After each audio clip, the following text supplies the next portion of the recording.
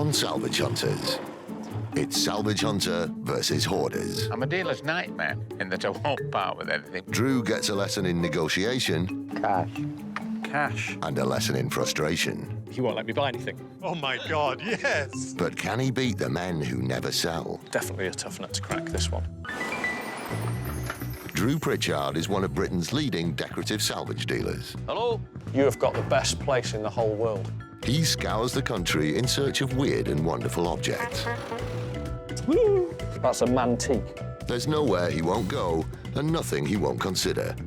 Helped by his wife, Rebecca. Yeah, he was telling me he drove in a tank. Now, if that's not midlife crisis, what is? And a team of renovators, he transforms thousands of items from junk to gems, which then find new homes in houses, bars, restaurants, or even lighting up the street. Yeah.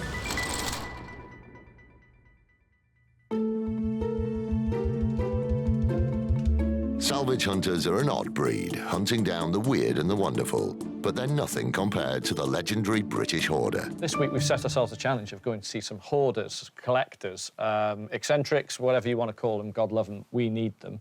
They don't really want to sell anything, and they never want to sell anything, but they've got plenty to sell. And these guys, the one thing that knits them together is the fact that they absolutely adore what they're collecting. They really, really do. I'm sure they'll sell me something.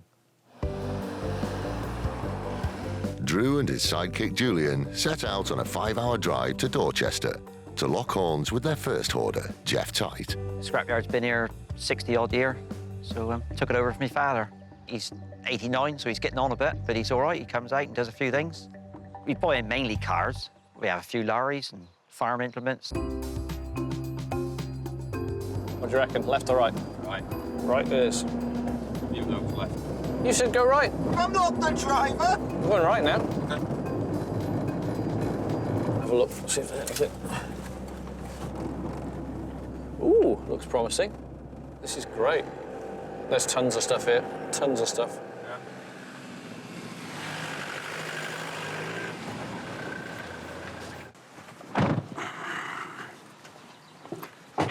Hello. How you do? I'm Drew. Yeah, I'm Geoff. Geoff, this is Jules. Yeah, how you do? Hello, Geoff. This place looks really promising. There's a few cars growing the brambles there. What's this? He's a diesel roller. That Diesel one. He roller? was petrol paraffin, but he's converted to diesel. I've just driven one of those. Brilliant fun, though, to drive. It was worth more for scrap than it's worth as a roller. What's it worth like that? He's about 6 ton nut, so he's like 1,200 quid without the engine even. Oh, just because of the scrap value? Just, yeah, just for the weight of it. So, Seems a shame to weigh it in, doesn't it? yeah, that's why it's still here. Money and everything, is it? But no, but definitely no. I couldn't. No. Not my sort of thing. Geoff's yard is full of cars and vans, but some of them have been there so long, identifying them is impossible. This is clearly not going to be straightforward for Drew. Some Studebakers. Oh, my God, yeah. Been there a couple of years. There's something father collected years ago. He's always liked things like that. Well, there's 2 in there, is there? There is, yeah. There's one behind as well. Blimey, they've been there a while, haven't they? The American classic can be worth as much as £12,000 if fully restored. This one is worth a bit less. No, I'm going to take them, Jules. Get them on the van. Yeah, load them up. I'll get a shovel. Dig them out. There's a werewolf next door. Oh, that's fine. Good deal. He won't come out till after dark, you'll be all right. We'll go around the other side. There's just so much stuff here. It's just, and it's been here an awful long time. Drew thinks he's spotted a gem, an early 20th century wrought iron gate. Is there another gate to go with this, Geoff? It's just the one of these gates here. Do you know where there's another one? Where the other one is? No, I think it must be just that one, I think. That's a shame. But half of it is missing, and he moves on. Even Drew is struggling, but then his salvage hunter instinct kicks in, and he spots something that could potentially make this trip worthwhile. It's all his saddle stone. These mushroom-shaped stones probably date from the 18th century and were used to elevate granaries and hay racks away from the ground to protect them from vermin. Today, they're very desirable ornaments, and garden designers will pay up to £350 a piece. There's how many here? 1, 2. Drew often finds 1 or 2 saddle stones, but Geoff seems to have a large number. this could be a great find. Quite a few. How many is there? It's about 7 now, is there? Yeah, it must be, at least 7 or 8. These are all for sale, are they? Yeah, he'll sell a few of them, yeah. Oh, great. But if Drew wants them, he'll have to deal with Mr. Tight Sr. Is this the boss? That's my father, yeah. Hello there. So, Hi, Mr. Tight. Drew. Type my name and type my nature. yeah. I like the staddle stones you've got. There's quite a few. I think there's probably 12 altogether. Yeah, And 10 that I can use. yeah. I think they've got tops and that aren't damaged on the basis. About $2.25 a piece. Really? Yeah, we've got to start up somewhere. You've got to start somewhere, yeah. If Let's you're not start too really much- high. So you knock too much off. I want to buy all of them, so I need to get the price down as low as I can. What if I said I was going to take 10? What could you do if I took a big lump of them, a lot of them? 10. I'd be after quite a discount, to be honest. Yeah, Yeah. couple grand. I was hoping to buy them and buy all of them, everything, for $150 each, which would be $1,500. Yeah, I'll pull out as many as I can. If I find more, I'll pay you the same for more of them. Because some are good. Some I'm going to make good money on, yeah. and some aren't so good. Some have got good tops and some have got no tops at all or a mismatched top. So it would be that sort of money. What do you reckon? 175 a piece. About 175 a piece. OK, I'll dig out as many as I can. Good Okay. deal. Enjoy that. It's good. Finally, Drew has a good deal, but old Mr. Tight has a final surprise to let Drew know who's boss. Cash. Cash. Yeah, I'll see what I can do. I can see what I can do. Have you got a bank nearby? I expect so. Yeah, OK. We'll see what we can do. Yeah.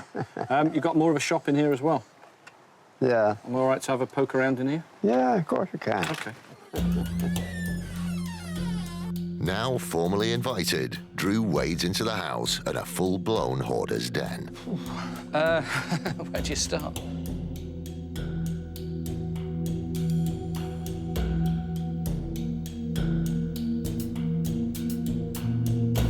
Very difficult to take in.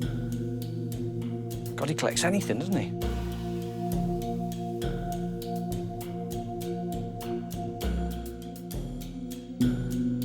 How much are these, Mr. Tight? These things, how much are these? Opaline, or white glass, was popular in the 19th and early 20th century and is increasingly popular with designers of bars and restaurants. These could easily bring around £120 each. £15 a pair. Let me give you 30 quid for the pair. He said he's going to give you £30 for the two of them. £30. Yeah, because he said you didn't ask enough. Oh. And I've never heard anybody say that about you before. With the ice well and truly broken, Drew tries his luck with a slice of 50s nostalgia. Hairdresser's chairs. Mid-20th century furniture is growing in popularity, and Drew would have no trouble selling a pair like this for around £150. What do you reckon? How much for these, Mr. Tight? £40 a pair. Yeah, they're OK. I think they're quite cool. So...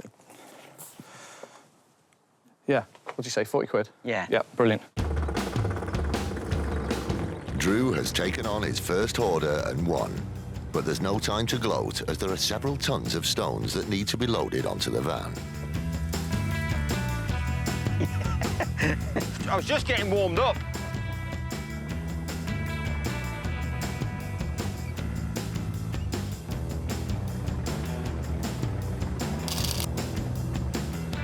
The van, as Julian would say, is on its arse, and it really is. I don't think we can get much more in there. It is full. This will throw us over the weight limit.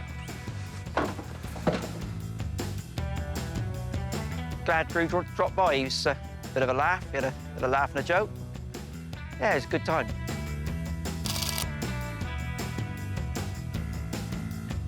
One, 2, 3, 4, 5, 6, 7, 8, 9, 10.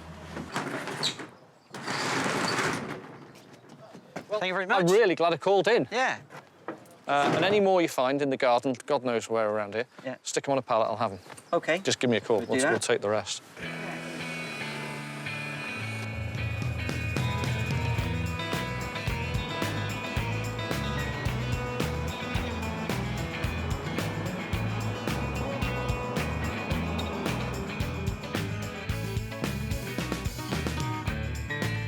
Back at base, the team can spot the signs of a good haul even before the van doors are opened.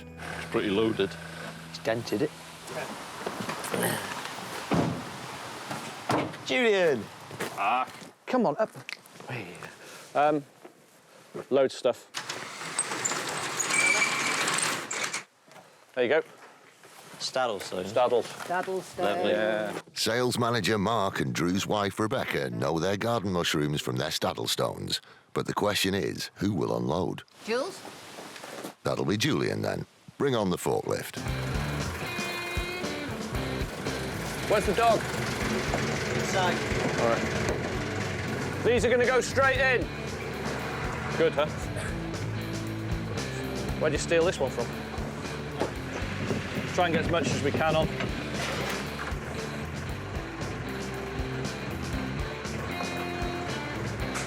You can give Mark a hand moving those out of the way quickly. Where do you want them displaying in the showroom? Put them in the building, not outside. And I think they look so much more interesting. But I bought some more stuff from him. Got these, which although they need a lot of resto, good polish, I thought they were a good look. Restorer Gavin is charged with bringing the 50s hairdressers' chairs back to life. See what you can do with this. And if you can't, we may strip them and just spray the frames. But more than likely, in that condition, a good polish, and we'll just put a glue patch in there underneath it. We got these from the same guy. I mean, they're a bit scruffy, but they're earlier than most. You see the seeds in the glass on these? So they're just a slightly earlier variation of that. The Staddlestones are fantastic because you very rarely get more than one or two. To find 12 Staddlestones in the same place is a pretty good find, actually. And they're good sellers. The stuff Drew's brought back today is quite varied. Good selection. Another day, another hoarder. This time it's a 3-hour trip to Buxton. But this one makes old Mr. Tight look like a part-timer.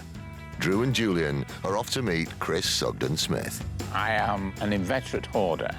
I probably hoard everything, actually.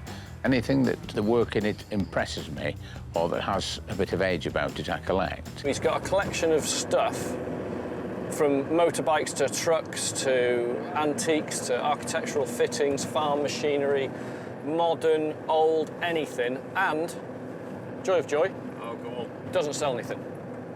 Oh, well. But I reckon I can get him to sell me something. My thinking is, if he's impossible to buy from, that means he's got loads of really good stuff he's never sold. So, isn't it my turn to have a go? This is the place. Well, that was fun. Can we get in here?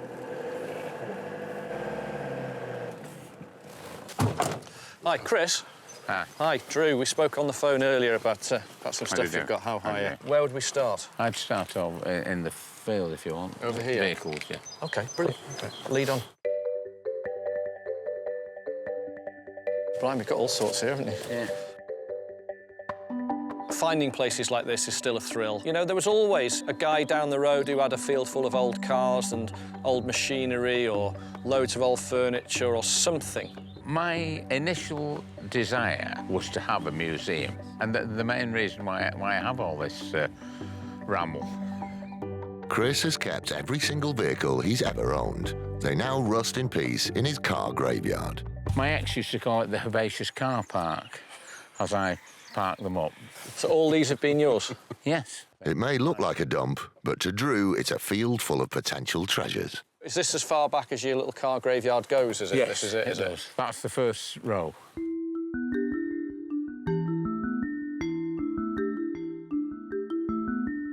I've really wanted to preserve it for the future. Is this one you went chasing women in, that one? Yes.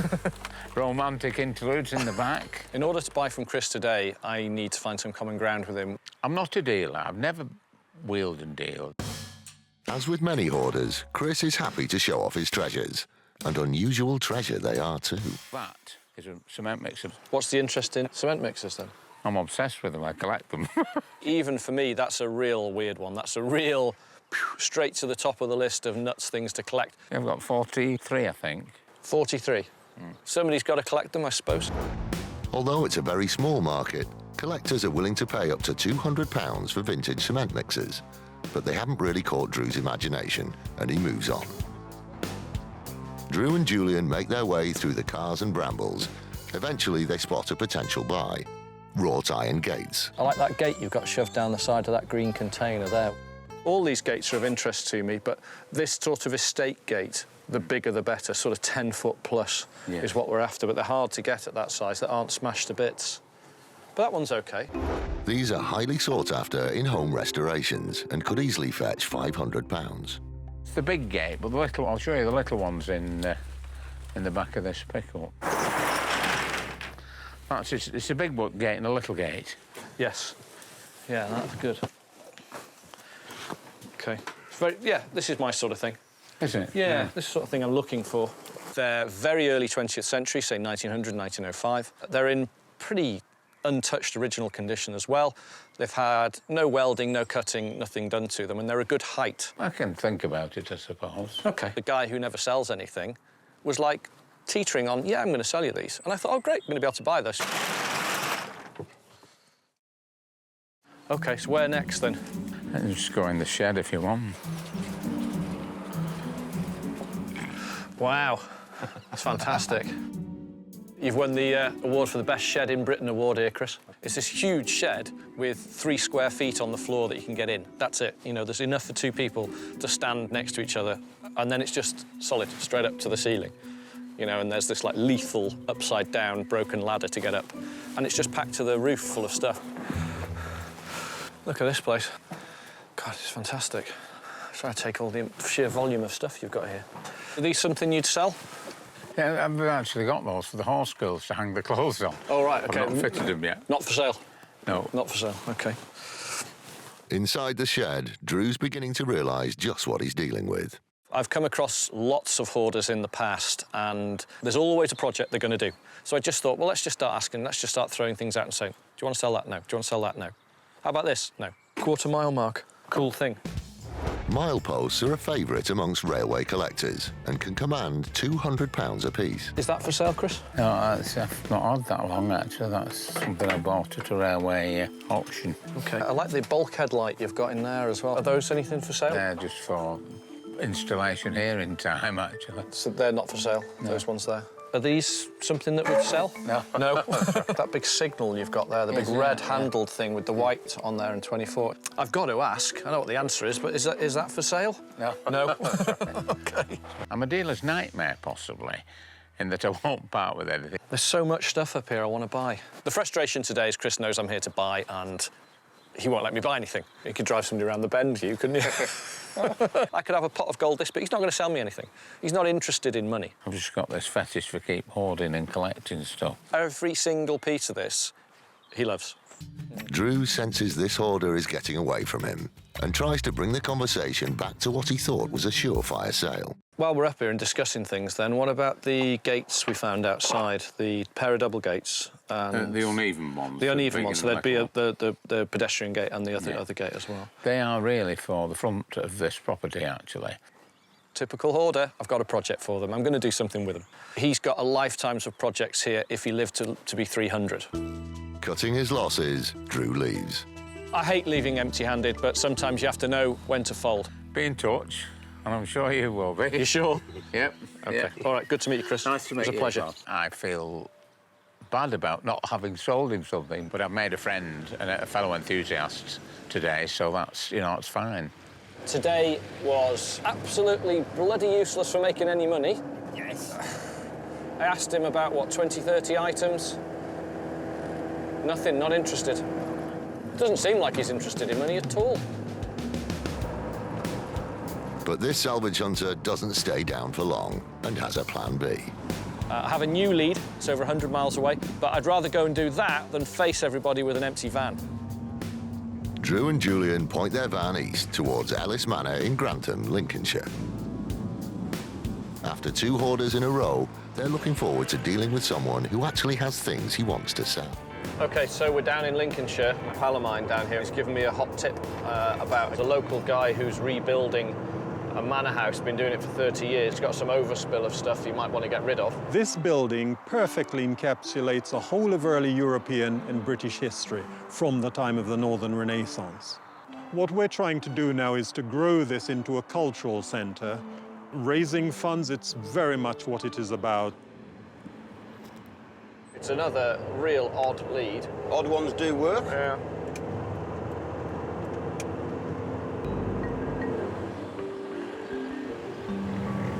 Oh, is this it? Wow. Well, that's pretty damn impressive, isn't it? Look at the colour of the stone. Very unusual.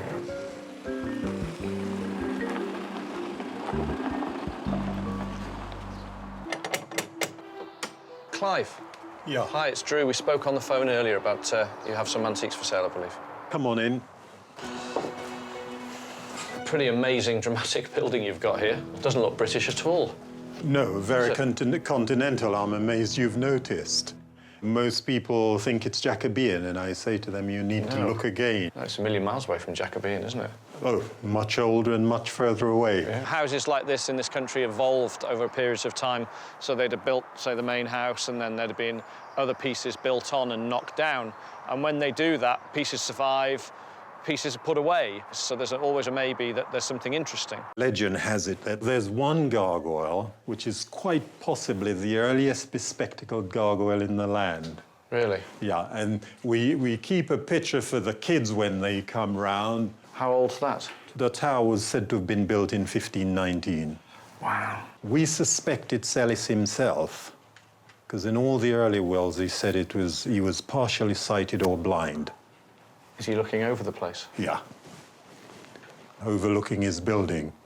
I had some beams in stock recently, and they had that same ending to the carving there. With that chamfer at the end, we're looking at a 17th century. So we do feel that the ceilings were put in at a later date. This wall, this is said to go back to 14th century. Though this wall has been here, it belonged to another building. So was this ceiling height being changed? What are those things there? They imagine, the experts, and I say the experts because they come in and they try to read the building, that we had a coffered ceiling. This, as it stands, is too crude for the status of the house. Would have had. So a coffered ceiling is panelling. Exactly. So it's like roof ceiling panelling. Yeah. Okay. That's exactly it, a perfect description. And you can see where they've been cut off. And incidentally, if you trip there, don't be embarrassed, because that's a sword step. There's one which is about 2 inches higher than all the others. Okay. Because if the laird was being pursued, you'd dash up the stairs, his assailant would trip, and this bends to the right, so you'd turn with the sword. I've never heard that. If I didn't call in here today, I'd not know that. This is incredible. Well, these are said to be the most important and extensive in Britain. This is the emergence of the new middle classes. Yeah. I found it extremely refreshing talking history with him, because it also made me look at certain things from a different perspective. So this is nouveau riche? Exactly, exactly. There you go. No, it's really staggeringly good. Yeah. So does this have national monument status? Yeah, I have to look after these. Even though, yes, they look great at the moment, there's an awful lot of distemper, lime wash, which is still covering. Now, when all of that is professionally removed, it'll be phenomenal. Clive is keen to show off the house, a huge and very expensive restoration project. This is a good sign, as it means he needs to sell things to raise cash. The cost of restoring all boils down to money. We need to raise just over 100,000 to have the whole of the upper floor done. Well, I think that would be money well spent. The paintings on the wall are really special. What he's looking after is British national heritage. But so far, there's no sign of what's for sale. Not for sale, obviously. No. Well, if you can get it off the wall. We do have a garage, and perhaps we should look in there. Sheds and outbuildings and stuff we can have a look through. I need to be in the outbuildings and in the sheds, finding the little things that they're not using around this house anymore. What have you got in here, then? This is our shed. There's bits and pieces. And sure enough, motorbike enthusiast Drew spots a tarpaulin covering a very familiar shaped object. Where did this come from? Well, that's, I've had that for a long time now, as you can see by the tax disc down there. 1983, the last time it was on the road. That's antique. That's quite a layaway, isn't it? Even in its neglected state, a motorbike like this can sell for £750. 6,500 miles. Yeah. And it's a genuine 6,500 miles. It's a single cylinder. Is it 500 yet? Should imagine the poor little thing's seized up now. And next to the motorbike is something with a little less horsepower, but backs of charm. I like this old bike you've got down here as well. It's one of the early tradesmen's bikes. So that was here when we came, and we just put the name of a place on it. That's quite a nice thing. An interesting old bike, actually. I can sell a bike like that. It's not my normal fare, but then again, what is my normal stuff? With a little bit of spit and polish, this 1940s delivery bike could bring in around £250. I'm not quite sure on the value of something like this. I think what you've got to do is not so much think about what it is, but what it will do. Unfortunately, this is where I'm going to have to differ. Clive wants the best possible price to help pay for his restorations, but Drew isn't getting on board quite yet. Is it worth 200 quid? I can tell you it's a great deal more. Is it? Oh, my God, yes. Yeah, so what would you want for it? Let's say 700. Oh, £700. I'm not going to pay you 700 quid. 700. Primarily now I'm concentrating on starting to get those wall paintings restored because we owe it to the nation for them to be seen at their best. What about the bike behind then? Well, now, obviously, that has an intrinsic aesthetic value as an old piece. I'm thinking about buying the motorbike, you see, and thinking, well, up that a bit and then go in for the bike. The condition's not brilliant on this. Do you think? Yeah, it's all. But what has got other things going for it, it's original paint, all the original transfers and paintings and badges and everything on is all there. It's there, there's nothing missing. Obviously, I've got to make some money on it. I was going to say 450 on this one. And I'll push that one up to 2, and that gives you 650 for the pair. As the negotiation falters, Clive plays his trump card. Look, we're not that far. Why don't we say, and knowing what this is being turned into... Yeah, it's going to turn... Why don't we say 700? Clive really did hit me with the ultimate sort of deal maker. I appreciate what he's doing, so I really shouldn't have, but it's like, OK, fine, we'll go the extra mile. 700's fine. OK. Thanks, Clive, and I hope the money goes well. It certainly shall. Yeah, I'll make very sure. Motorbike enthusiast Julian takes charge of the scramble bike. It's just an iconic shape, isn't it? This is clearly going to be his restoration project.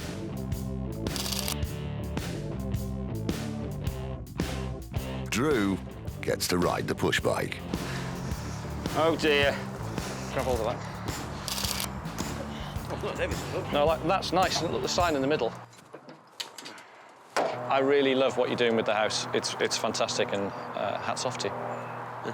And hopefully we'll see you again. OK. Cheers. OK. I'll make some time when you're coming back. All right, thanks, Clive. See you again. Bye-bye. Safe journey. With the future of the medieval wall paintings a little bit more secure, Drew and Julian head back to base with their two-wheeled booty. I enjoyed today. What a guy. I enjoyed looking at Clive's house. It was just really, really interesting. Nobody can accuse you of just buying the same old, same old. What can you say? It's a weird one, isn't it? Yeah. I like the delivery bike, though, a lot. And I think we can turn that over quite quickly. It's not going to take more than a few hours to get that polished up properly, pump the tyres up, fix the punctures, whatever it needs. Drew and Rebecca have been married for almost 10 years. Over this decade, Drew has learned that showing Rebecca the scramble bike first might be a bad idea. So the delivery bike is first off the van. Which was for Gavin to restore. Yeah. Ooh. Basically, it's a delivery bike. Just needs a really, really good clean and a polish. Get that off, see if we can find an original seat. I've got a more original one somewhere in stock. Leave this on. The Ellis. There you go. It's nice, isn't it? Yeah. It's an Ellswick. Really good clean and polish, and I've got the pump for that somewhere. How old is it? I'd say 40s. But he can only put it off for so long. I got one more thing from him as well. 1979 XT500. When I saw that scramble bike, I thought, oh, no, not another one. Mr. Pritchard, it's not for you. No, it's not for me. It's more or less sold. Thank goodness. Luckily for Drew's marriage, he sold the bike to one of his motorbike enthusiast friends on the way home. The other items enter what Drew calls the production line to get them from junk to desirable objects for sale. The amount of effort that goes into the restoring and the photography and then the waiting and then having to usually get knocked down a little bit on the price and then the packing and the shipping and the payment. There's all that before, you know, from there, finding it in the shed, through to end user. It's never so easy.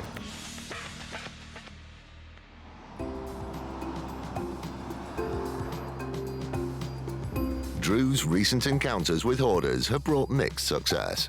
Now he faces one of the most notorious in the country, John Digby Lovell. My grandmother bought the farm in 1948, and that developed into a second-hand farm machinery dealership, which lasted until recently.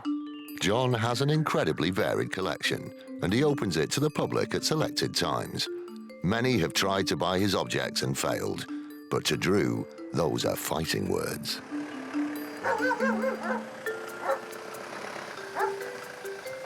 Hi, Mr. Lovell. Yes. Hi, my name's Drew. Well, we're looking for things to buy. We're dealers and we're looking for architectural and decorative items and garden items. So just wondering if we're able to look around. You can look around, but there's very little for sale. John lays out clear rules as to where Drew and Julian can and can't go hunting. All the sheds open, are we able to go through those? Those are all open down there. Yeah. And I'll open that one when I move that tractor in a minute. That'd be brilliant. OK, that's very good of you. Thank you very much. All right. I love this. It's not... Early mobile workman's hut. Yeah. It's cool, isn't it? I just saw it parked in my garden. Deck chair outside, radio going inside, glass of beer and happy as Larry. Ho, ho, ho. Millions of spades. Not like the wobbly lines that we do then. Yeah.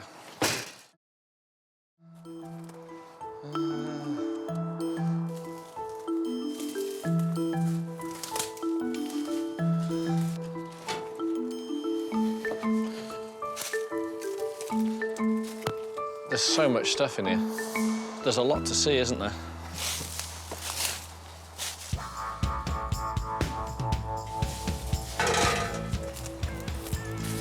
Look at this.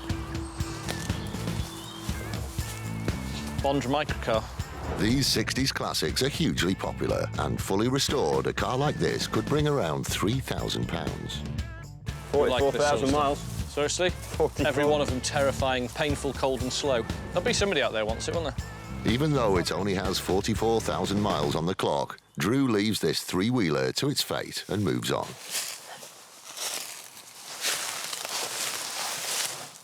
I've been round there. Oh, they're good.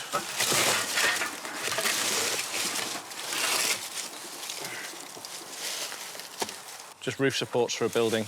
Gotta be. Something like that, aren't they? Yeah. Just internal supports for like an old garage. Cast iron. Too much. Too difficult. Yeah.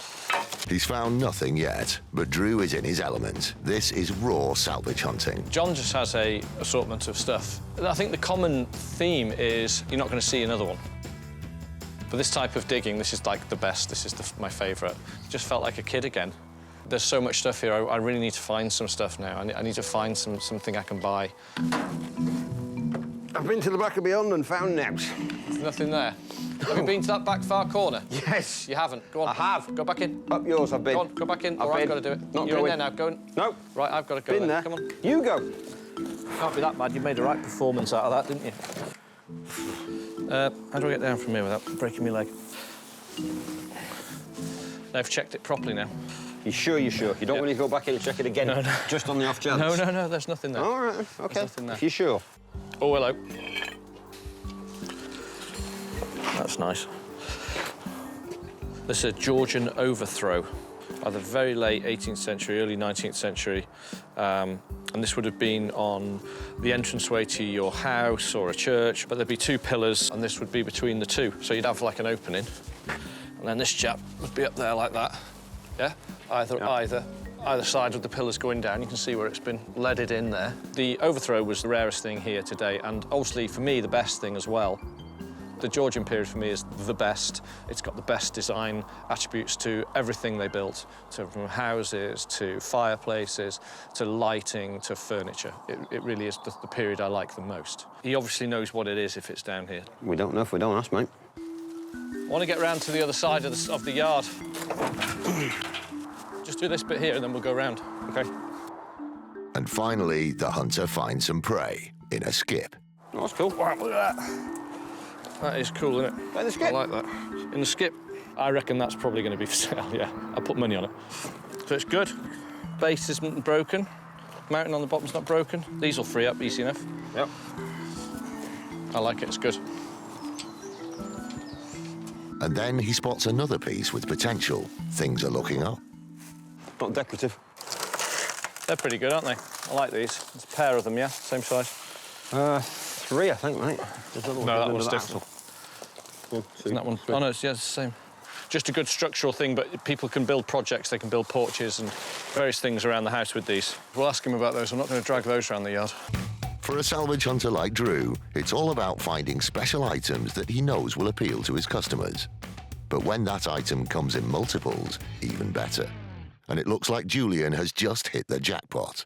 Drew! Yeah? You need to see these, mate. We found about 30-odd stacking chairs, but they're quite good-looking ones, particularly the green ones, and they've got the wood slats. They were just quite charming. Some are worse, some are better. Can you just count how many we've got that look like they're usable? It looks like there's about 20% of these are scrap. Take slats off the bottoms to fix others. These are ideal for a little pub, club, restaurant, that type of thing, aren't they? Yep.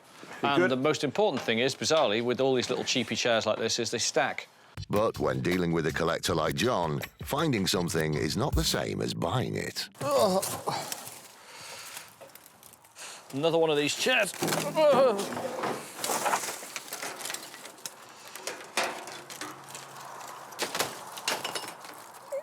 Launch it. Sure. Yeah.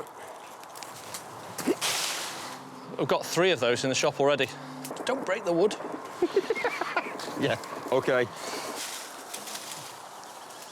No, we're done here. Let's go through. Can we go in the sheds now? Go on, then. Oh, cool. Look at this.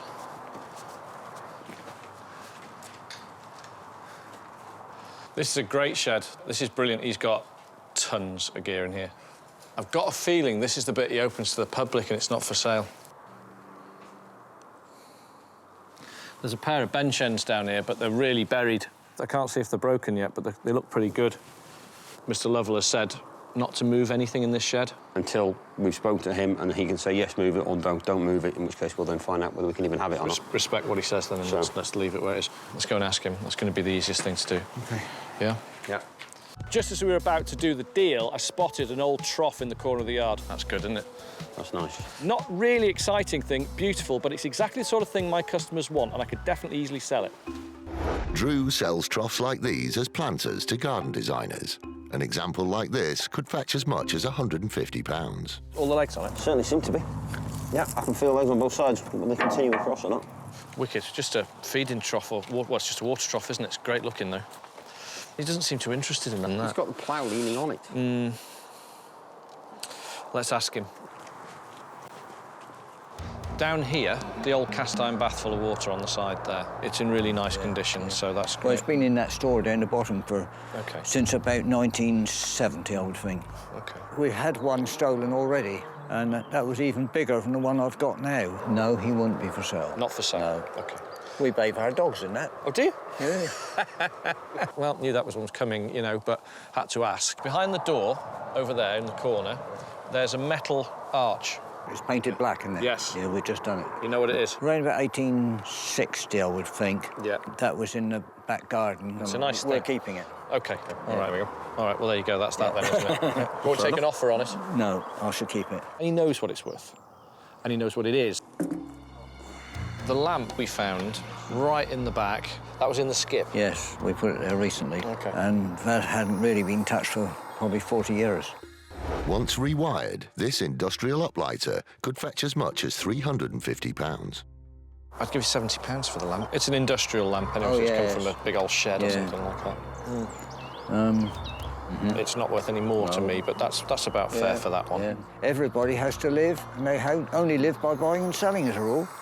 Yeah, you can have that. Well, I think that's fair. OK, so A, breakthrough. The man who never sells anything has sold me something. It may only be something you put on a skip, But the ball is now rolling. In the big shed, Yes. there's a pair of cast iron bench ends, white ones, lying flat on the floor. Right, let's go up and have a look, shall We'll we? have a look at those, yeah? when We'll you're have to ready. try and pull them out. Yeah, all sorts of clutter in here. I think what we're going to have to do is pull one of them out, because you could hardly see them. They're down there. What you might call a human ferret.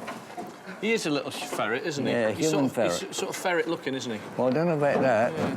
Smells like a ferret. What do you think? A nice heavy cast one, isn't he? Yeah. Are you OK with that? Yeah. I just can't remember where they came from, but they're unusual, they're interesting. That seems all right. Seems OK. I got him. Victorian cast iron is hugely popular. A pair of bench ends like these could fetch almost £400 when restored. What do you reckon, mid to late 19th century? I said late, you know, Late. 1880 onwards, perhaps. Late stylistically, aren't they? And they would restore nicely. They wouldn't need much, would they, to sort those out? Well, you've got to get the right timber. No, a decent pair. Would £75? I was thinking more. OK, well, how much would you like? Certainly 100. You try and meet somewhere in the middle to suit both parties. At least 100? Would 100 buy them? I think you'd have a good deal there. I think there's money to be made on those. OK. Thank you very much. So, the man notorious for not selling has sold two things. Can Drew score a hat-trick? I've kept them all these years in case somebody wants them. Yeah. They came out of a coach house about 1860, 1865. OK. Cast iron pillars are very popular with home restorers, and Drew has sold several similar pieces for £175 each. We've taken down many nice houses and used to restore others, and this is what restoration partly is about. Are these something you want to sell, or I'd are these sell to those, be, yes, be I'd sell sold? them. What would you want? There's three, but what would you want for the three? I always pay about £150 for a pair of columns. Three's an odd number, and, you know, I may get left with the one. I would want 75 apiece. 75 a piece, 150. Can you do 200? No, I think 75 pieces, Sure. fair money. All right, let's have that. We'll have those at that. Right. That's fine. Drew is definitely on a roll and goes in for his fourth purchase of the day. And these are the chairs. Drew's clients in the restaurant and bar trade will snap up these mid-century stacking chairs, which can easily fetch up to £40 each. And what would you want to give me for those? £5 a chair. Everything else, he'd sort of knock me up a bit every single time. You know, knock me up, knock me up, knock me up every single time. So I went in low. Yeah, I suppose you could have them, because I've got some others I've just got hold of, some upholstered ones. This is what it is in keeping these older things. It's, if I don't, somebody else will restore some of them. Otherwise, they may well remain in storage, out of sight, till I'm gone to ground, and the auctioneers have a lovely day, enjoying themselves. Unfortunately, probably at my expense.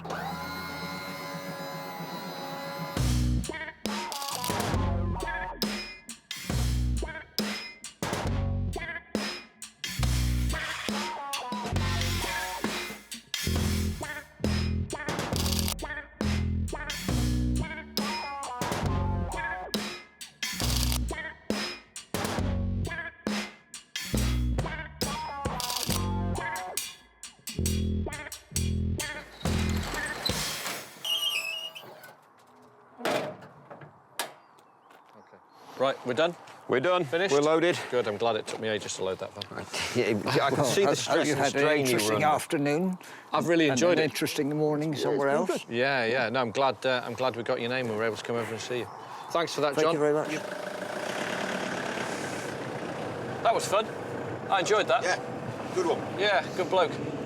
No, did some proper old school salvage job, that was, wasn't it? That was good fun. That was Yeah. proper work where we like to do it.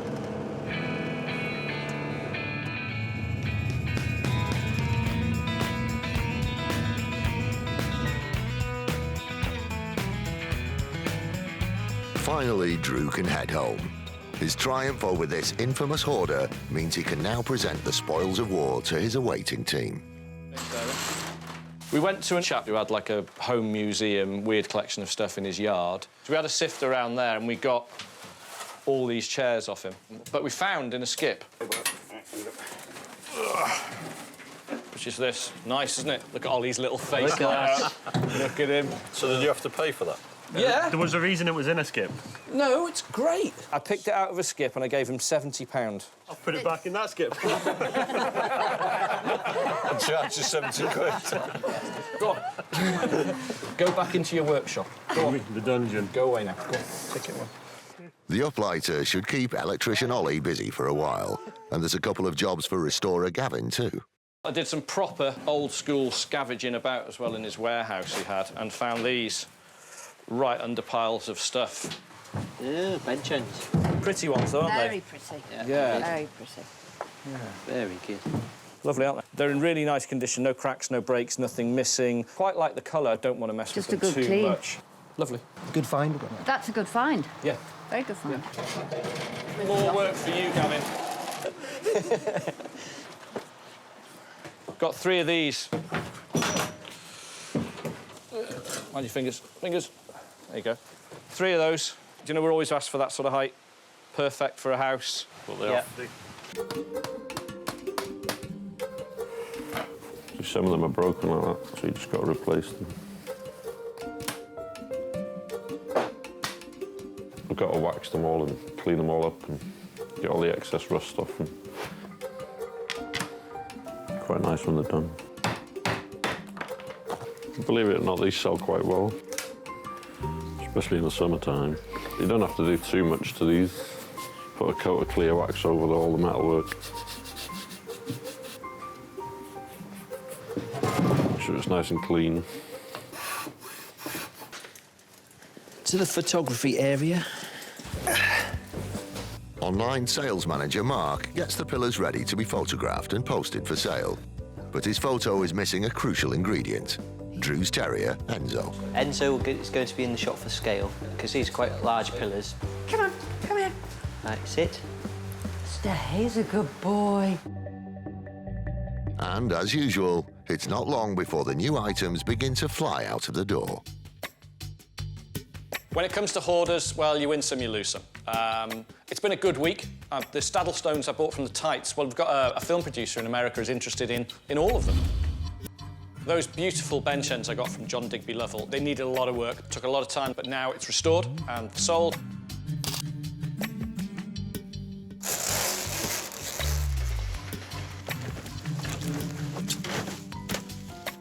The chairs have gone off to be used in a fashion exhibition in Berlin. Fantastic. The most unusual sale of the week has been the push bike we bought from Ellis Manor.